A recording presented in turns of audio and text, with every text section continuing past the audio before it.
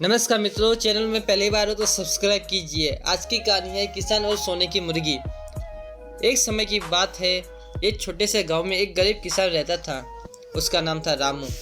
रामू का जीवन बहुत ही साधारण था, लेकिन वह कड़ी मेहनत करके भी रोजी रोटी कमाता था। एक दिन रामू ने खेत में कुछ अजीब हुआ। सुबह सुबह जब वह अपने खेत पर गया तो उसने देखा कि उसकी मुर्गी एक सोने का अंडा दिया था। रामू बहुत हैरान हो गया। उसने मुर्गी को ध्यान से देखा और फिर अंडे को उठाया। वह चमकते हुए सोने के अंडे को लेकर घर लौट आया। घर पहुंचकर उसने अपनी पत्नी को दिखाया और दोनों ही अद्भुत चीजें देखकर बहुत खुश हुए।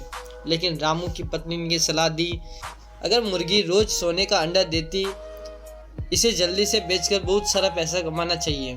रामू ने अपनी पत्नी की बात मानी और सोने के अंडे को बाजार में बेचने के लिए तैयार हो गया। वह रोज एक अंडा बेचता और धीरे धीरे अपनी जिंदगी बदलने लगी। अब वह बहुत ही अमीर हो गया, लेकिन उसकी संतुष्टि और धैर्य खत्म हो गया था। उसने सोचा, अगर मुर्गी एक अंडा दे सकती है तो क्यों ना हम पूरे बर्तन सोने से भर दे। मुझे और भी जल्दी अमीर बनने का रास्ता चाहिए। रामू ने एक दिन फैसला लिया कि मुर्गी का पेट खोल देगा ताकि वो जितने चाहे उतना सोना दे सके।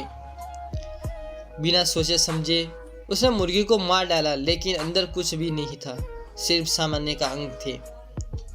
रामू बहुत पछता, लेकिन कुछ भी नहीं बचा सकता था। रामू ने सीखा कि लालच इंसान को अंधा कर देता है और एक दिन चीजें धीरे धीरे मिल रही थी, उसे वह अपनी जल्दबाजी में खो बैठा।